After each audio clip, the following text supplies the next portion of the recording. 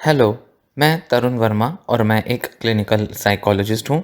इस वीडियो में आपसे पिछली वीडियो के टॉपिक को आगे बढ़ाते हुए बताऊंगा कि एक टॉक्सिक पर्सन से रिलेशनशिप ख़त्म करने के बाद जब आप दोबारा से अपनी लाइफ को बेहतर बनाने के अटेम्प्ट लेते हैं तो उसमें क्या क्या स्ट्रेटजीज लगाई जा सकती हैं। पिछली वीडियो में मैंने बताया था कि योगा, मेडिटेशन और रियलिटी को एक्सेप्ट करके हमें अपने को हील करने में मदद मिलती है। साथ ही हमें अपने अंदर के जो इनर चाइल्ड है उसको मजबूत करना होता है, रियलिटी से खुद को ओरिएंट करना होता है और साथ ही थोड़ा सेल्फ कंपैशन भी रखना ज़रूरी है। एक्सरसाइज भी बहुत से लोगों को इस स्ट्रेसफुल फेज से बाहर निकलने में मदद देती है। इसी डिस्कशन को आगे बढ़ाते हुए आइए अब दो और स्ट्रेटजीज डिस्कस करते हैं। अगली स्ट्रेटजी है कि जो भी अनहेल्दी तरीके हैं उनको अब धीरे धीरे छोड़ने का अटेम्प्ट लें। आपने वो सब किया जो भी आपके लिए पॉसिबल था जिससे कि आप अपने नार्सिसिस्टिक पार्टनर को खुश रख सकें और पूरी कोशिश की कि किसी तरह से वो आपको छोड़कर ना जाए या आप पर किसी तरह से आग बबूला ना हो। वो जो दिन थे जब आप पूरी तरह से नार्सिसिस्ट को अपनी लाइफ में बनाए रखने के लिए खूब सारे प्रयास ले रहे थे, वो ऐसे थे जैसे कि आप जलते हुए कोयले पर चल रहे हैं। आपने खुद को चुप रखने के लिए खुद को ट्रेन किया, आप दबे, आपने अपने सारे एफर्ट्स, सारे एक्शंस को क्वेश्चन किया, उन पर सवाल खड़े किए, खुद को डाउट किया और ज़्यादातर जो आपकी कन्वर्सेशंस थी वो कुछ इस तरह होती थी जहां आप शर्मिंदा महसूस करते थे या हमेशा आपको लगता था जैसे आप ही की गलतियां हैं। आप सॉरी फील करते थे।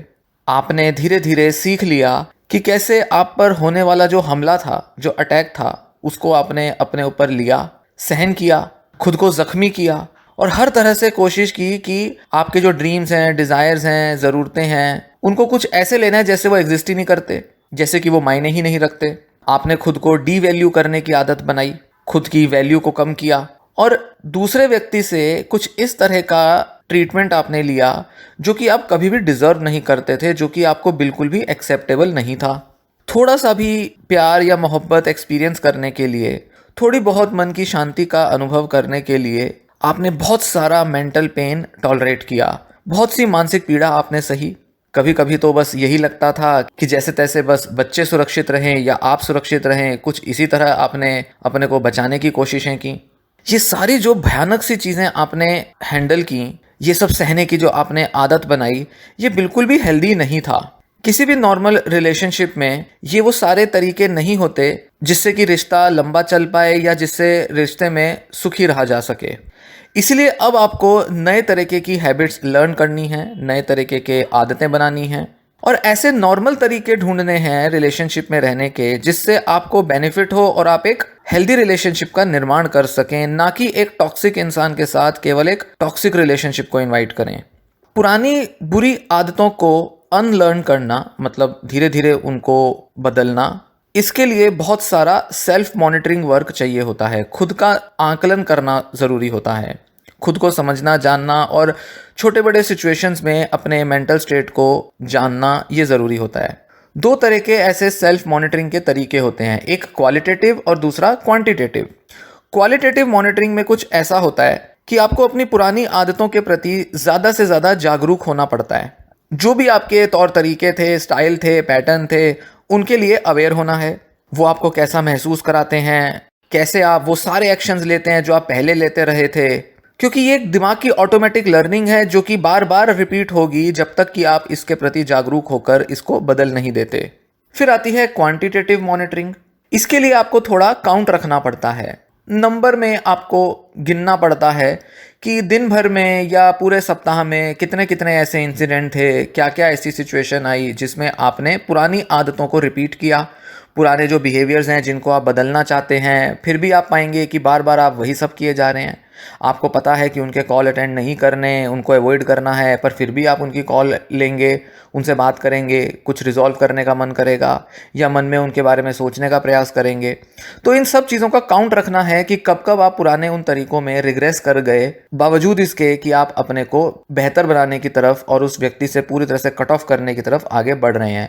तो इस तरह से क्वांटिटेटिव मैनर में काउंट रख के नंबरों में आपको जागरूक भी होना है और इसका एक मॉनिटरिंग भी करना है।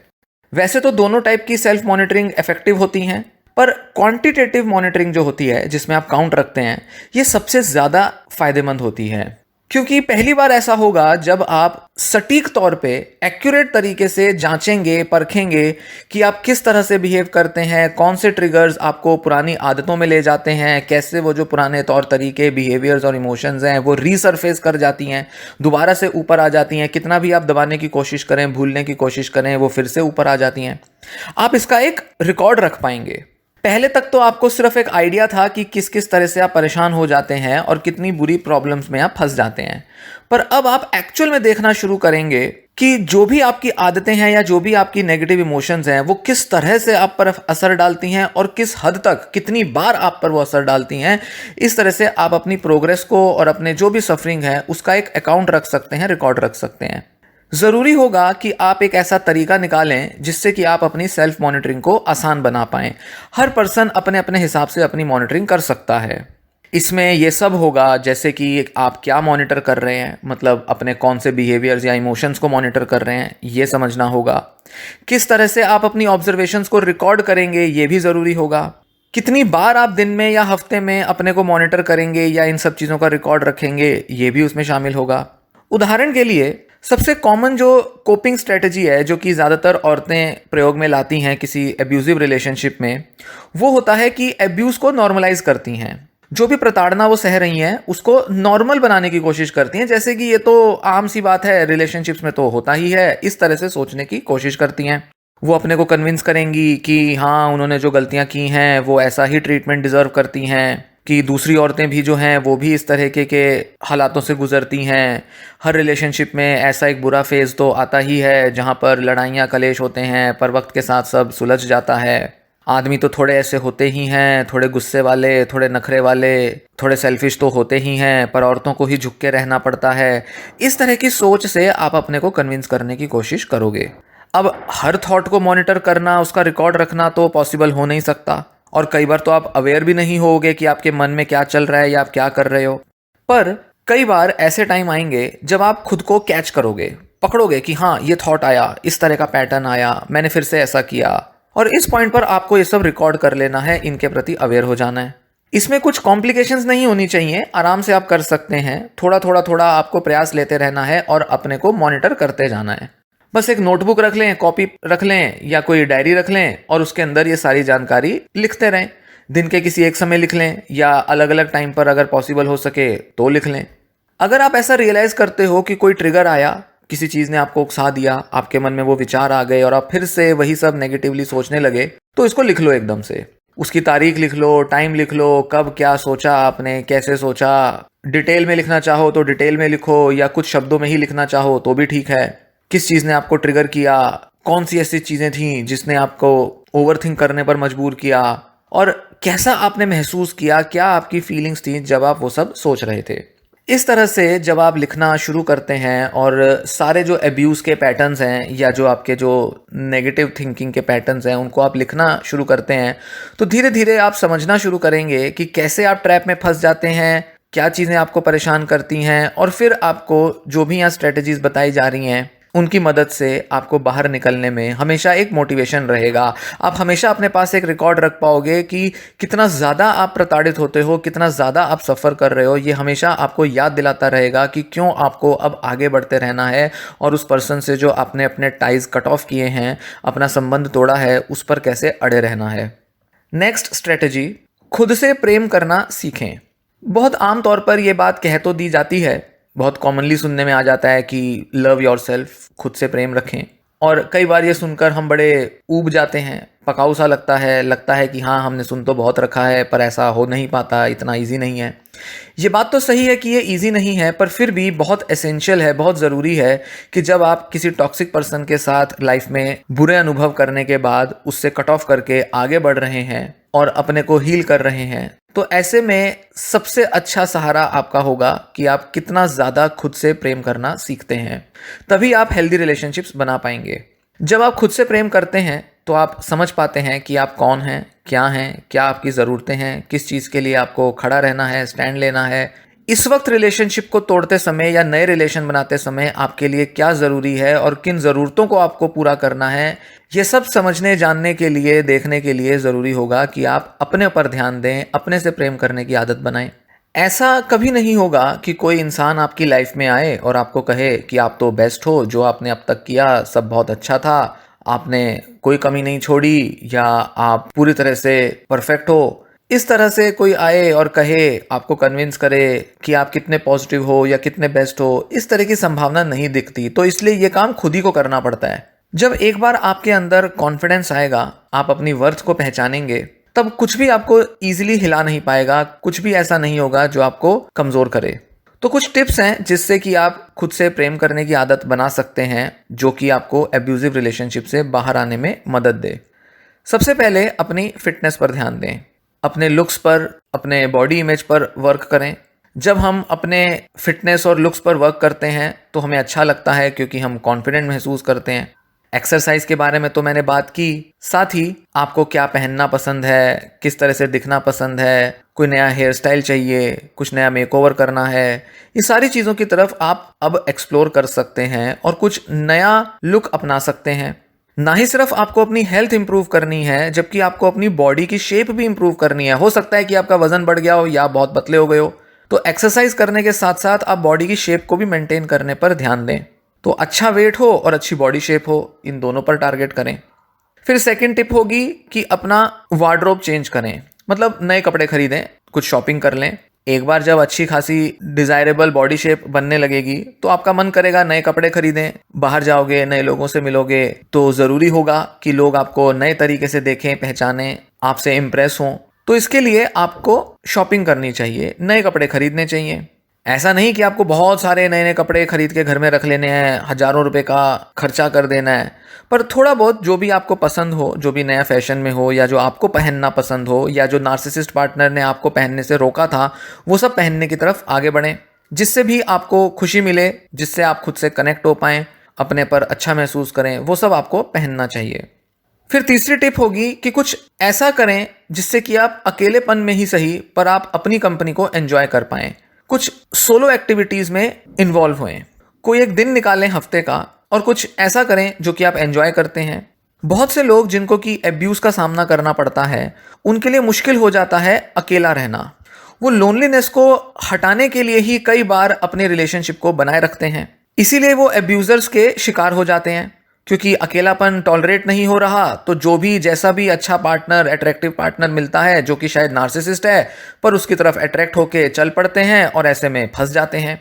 तो ऐसा लगता है कि अकेलेपन को सहने से तो ज़्यादा बेहतर है कि किसी रिलेशनशिप में ही रहा जाए, पर नहीं। जब आप हील कर रहे हैं तो आपको थोड़ा अकेले रहने की आदत बनानी पड़ेगी। कुछ अपने साथ टाइम स्पेंड करें, जिससे कि आपको धीरे धीरे ये समझने में आसानी होगी कि क्यों खुद की कंपनी को एंजॉय करना ही सबसे बेस्ट होता है। ये शायद आज तक आपने नहीं सीखा, पर अब आपको सीखना पड़ेगा। जैसे आप अकेले मूवी देखने जा सकते हैं, डिनर पर अकेले जा सकते हैं, कोई नई हॉबी परस्यू कर सकते हैं जिसके लिए आप अकेले चले जाएं। कुछ इस तरह से आप अपने अकेलेपन को एंजॉय करें। फिर अगली टिप होगी कि कुछ नया ट्राई करें। ऐसी चीजें करें जो कि आमतौर पर आप नहीं करते या पहले कभी आपने ट्राई नहीं की। जैसे किसी एडवेंचर स्पोर्ट्स को ट्राई कर सकते हैं, किसी ट्रिप पर जा सकते हैं, किसी ऐसी जगह जो शायद आपके पर्सनल इंटरेस्ट की नहीं है। कोई कंपटीशन में पार्ट ले सकते हैं जो कि आपने पहले कभी नहीं लिया। काफ़ी सारे आइडियाज़ आप एक्सप्लोर कर सकते हैं। हो सकता है कि कुछ ऐसी चीज़ें हों जो आपके पर्सनैलिटी से मेल नहीं खाती, कुछ ऐसा भी आप ट्राई कर सकते हो। तो कुछ भी ऐसा चूज करें जिससे कि आपको खुशी मिले या कुछ नया एक्सपीरियंस मिले, जिससे कि लाइफ में थोड़ा सरप्राइज भी ऐड हो और शायद उस नएपन की मदद से आप एक नई हॉबी शायद अपने लाइफ में तलाश लें। नेक्स्ट टिप है कि आप एक छुट्टी पे जाएं।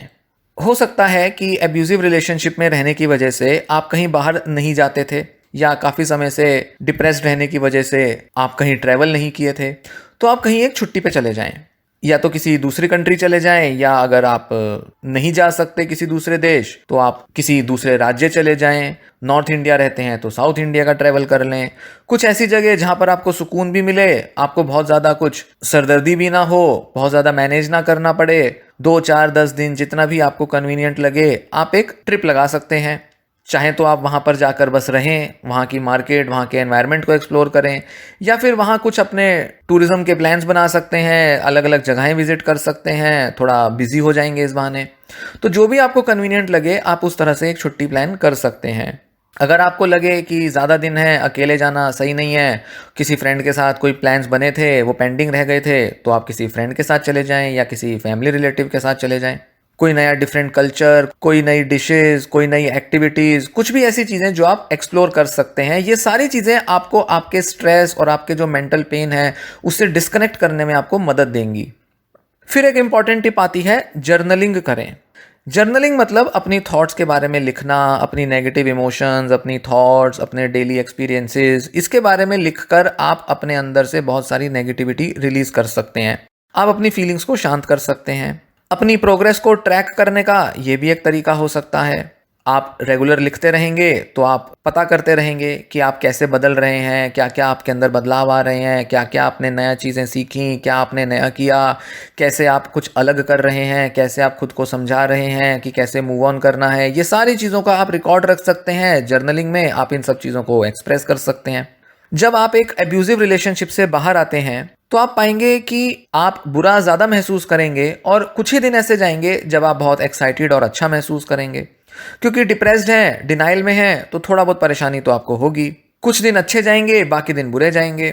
पर धीरे धीरे आप पाएंगे, अगर आप जर्नलिंग की मदद से अपना डेली का रिकॉर्ड रखते हैं तो आप एक संतुलन बना पाएंगे और आप देखेंगे कि आप किस तरह से अपने दिन को, अपने समय को बेहतर बना सकते हैं। आप नए तरह के प्लान बना पाएंगे और इन प्लान्स पर आप एग्जीक्यूट भी कर पाएंगे, क्योंकि जब आपने सब कुछ लिखा होगा तो आपके अंदर हमेशा अवेयरनेस और मोटिवेशन रहेगी और आप हर अगले दिन कुछ अलग, कुछ डिफरेंट करने के लिए ज़्यादा विलिंग रहेंगे।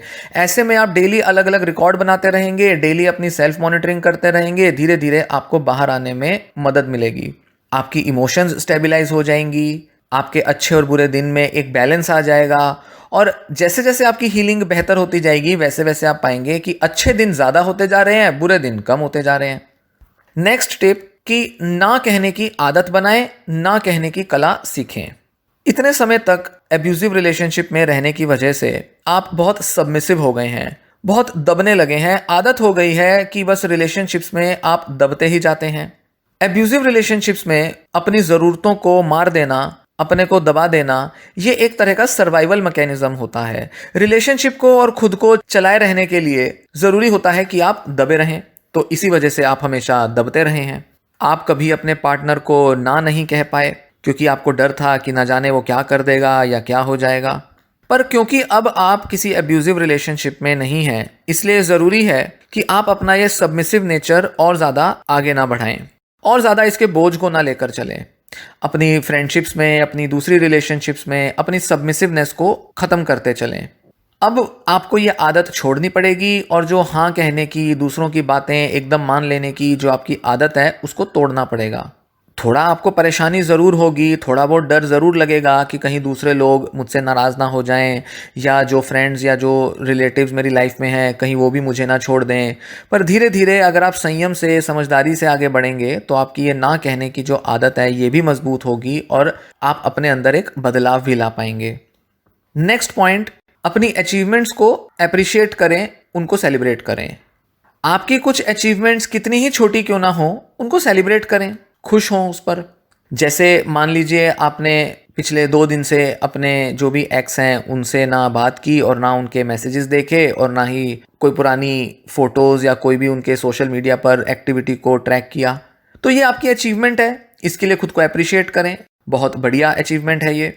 और जितना आप अप्रिशिएट करेंगे खुद को, उतना आप पाएंगे कि आपकी अब ये आदत कंसिस्टेंट हो रही है, आपकी ये आदत मजबूत होती जाएगी। और जो भी दूसरे छोटे बड़े चेंजेस हैं, जैसे मान लीजिए आप एक्सरसाइज करते हैं या कोई भी अपनी हॉबी परस्यू करते हैं, आप अगर उसको भी थोड़ा बहुत अप्रिशिएट करेंगे, जो भी आपने उसमें अचीव किया, वो भी आपकी आदतें मजबूत होती जाएंगी। तो धीरे धीरे आप पाएंगे कि आपकी हीलिंग आसान हो रही है। इन चीज़ों पर ध्यान दें और इन चीज़ों के लिए खुद को रिवॉर्ड भी दें। सेलिब्रेट करने का मतलब सिर्फ इतना नहीं होता कि खुद को याद दिलाएं, आप खुद को रिवॉर्ड दे सकते हैं। जैसे कि अगर आपने 2 दिन तक फ़ोन पिक नहीं किया या उस पर्सन को ब्लॉक किए रखा, तो 2 या 3 दिन के बाद आप खुद को ट्रीट दें और कुछ बढ़िया सा कुछ पका के खाएं। कुछ नया टीवी शो देखें, कोई नई मूवी देखें, और वो सिर्फ इसलिए क्योंकि अब आपने कुछ छोटी सी ही चीज ही सही पर आपने अचीव की है, आपने एक बदलाव अपने अंदर महसूस किया है। नेक्स्ट इंपॉर्टेंट टिप, खुद को चैलेंज करें। क्या कोई ऐसी चीज थी जो आप हमेशा करना चाहते थे पर आपने नहीं की क्योंकि आपको टाइम नहीं मिल पाया या उस अब्यूजिव रिलेशनशिप में आपको मौका ही नहीं मिला? ऐसी चीजों की लिस्ट बनाएं और उनको करना शुरू कर दें। हो सकता है कि आपको साइकिलिंग सीखनी थी, कुछ जिमिंग की कुछ एक्सरसाइजेस सीखनी थी, फिटनेस गोल्स होंगे आपके, कुछ हॉबी के आपके गोल्स होंगे, ट्रैवल के आपके गोल्स होंगे, कुछ ना कुछ ऐसे आपके गोल्स या हॉबीज जरूर रहे होंगे जो कि आप परस्यू करना चाहते थे पर रिलेशनशिप की टॉक्सिसिटी की वजह से नहीं कर पाए। हो सकता है आप कोई अपने करियर को आगे बढ़ाना चाहते हो, नया बिजनेस स्टार्ट करना चाहते हो, जॉब करना चाहते हो।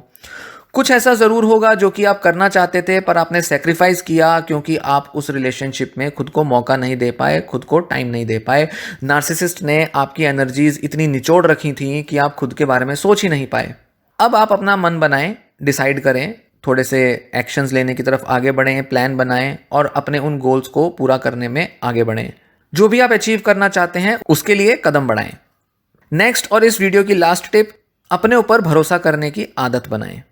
जब आप इस एब्यूजिव रिलेशनशिप के चंगुल में फंसते जा रहे थे, आप जरूर नोटिस कर रहे होंगे कि कुछ तो गड़बड़ है, कुछ तो सही नहीं चल रहा, कुछ तो ऐसा है जिसे आप अनदेखा कर रहे हो। पर फिर भी आपने अपनी इन फीलिंग्स को, इस इंस्टिंक्ट को, ये जो आपके इंट्यूशन थे, इनको आपने इग्नोर किया और फिर भी आप रिलेशनशिप में बने रहे। आपने हर तरह से खुद को समझा दिया कि नहीं, ये रिलेशनशिप सही है, ये इंसान सही है। आपको लगता था कि सब चीजें ठीक हो जाएंगी, तो आपने खुद को भी धोखा दिया और इस रिलेशनशिप को बनाकर रखा। पर अब आपको खुद को भरोसा करना सीखना होगा। अब आपको ये आदत बनानी होगी कि कैसे आप इस इंस्टिंक्ट पर, वो जो अंदर से जो एक आवाज आती है, उस पर कैसे भरोसा किया जाए, कैसे यकीन किया जाए, इसको अब आपको सीखना पड़ेगा। उस फीलिंग के साथ अपने को थोड़ा और कनेक्ट करें। आप पाएंगे जब भी आप किसी अलग अलग रिलेशन में रहते हैं, चाहे वो पुरानी जो रिलेशंस हैं, आपके दोस्त या आपके सगे संबंधी, उनके साथ रिलेशनशिप्स हों, या फिर कोई नई रिलेशनशिप अगर आप बनाते हैं, आप पाएंगे कि कई बार आपको वो फीलिंग नोटिस में आएगी। कई बार आप बड़ा अनकंफर्टेबल महसूस करेंगे, लगेगा कि सामने वाला चीट कर रहा है या सामने वाला फायदा ले रहा है। तो उन फीलिंग्स को इग्नोर ना करें, अपनी उन फीलिंग्स पर ट्रस्ट करें, क्योंकि यही वो फीलिंग है जिसको जब आप सही टाइम पर नोटिस करके उसके अकॉर्डिंग एक्शन ले लेंगे तो आप खुद को प्रोटेक्ट करेंगे और एक बुरी रिलेशनशिप में जाने से खुद को बचा सकते हैं, क्योंकि ये फीलिंग जायज़ है, ज़रूरी है। और अगर आप ऐसा फील कर रहे हैं तो कहीं ना कहीं उसमें सच्चाई ज़रूर है। तो अपनी इन फीलिंग्स को ट्रस्ट करें। इनफैक्ट अगर शुरुआत में ही आपको बुरा महसूस हो रहा है किसी रिलेशनशिप में, तो मान के चलिए कि इन वजहों से, जिस भी वजह से बुरा फील कर रहे हैं, ये वजहें आगे भी बनी रहेंगी और आगे भी आप बुरा महसूस करते जाएंगे। तो इसलिए इस टाइप की जो नेगेटिव अनकंफर्टेबल फीलिंग्स हैं, उसके लिए आपको जागरूक होना पड़ेगा, इसको पकड़ने की आदत बनानी होगी और इसके अकॉर्डिंग सही एक्शन लेने की आपको कला सीखनी होगी। और ये लाइफ के हर एरिया में आपको करनी होगी, केवल किसी रोमांटिक या किसी पार्टनर के साथ रिलेशनशिप में नहीं। अलग अलग लाइफ के एरियाज में आपको इन फीलिंग्स को पकड़ना और उनके हिसाब से सही एक्शन लेने की स्किल सीखनी पड़ेगी। तभी आप खुद को पूरी तरह से हील कर सकते हैं, क्योंकि यहाँ हीलिंग केवल एक रिलेशनशिप से नहीं लेनी, आपको पूरा अपने मन, मस्तिष्क और अपने व्यक्तित्व में आपको बदलाव लाना है, आपको खुद को हील करना है। इस वीडियो की डिस्कशन अब मैं यहीं ख़त्म करूंगा। उम्मीद है वीडियो में बताई गई बातें आपको पसंद आई होंगी, आपको मदद देंगी। इन पर अमल करें, जो जो आपको अप्रोप्रिएट लगता है उसे इम्प्लीमेंट करने की कोशिश करें। इस तरह की और भी डिस्कशंस आगे की वीडियोस में करूंगा, कुछ और टिप्स दूंगा। सीरीज़ के साथ बने रहें। ये वीडियो यहीं समाप्त होता है। Thanks for listening.